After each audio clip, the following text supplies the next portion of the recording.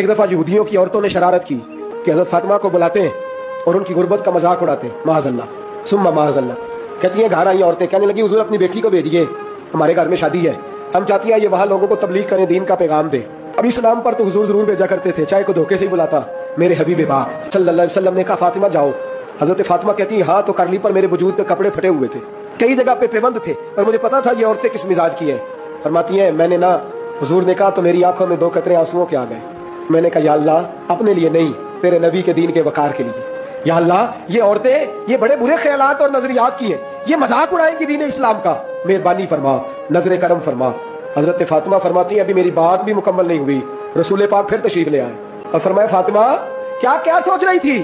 کہ حضور کوئی خاص نہیں، کچھ تو سوچ ہی رہی تھی۔ کہتی ہے میں نے بادشاہی کے نظارے گھر میں دیکھے، حضور کیا ہوا؟ فرماتے ہیں حضور نے چادر مبارک کھولی، اندر سے جوڑا نکالا، فرمایا پتہ نہیں تو نے کیا سوچا ہے، جبریل جنت سے جوڑا لے کے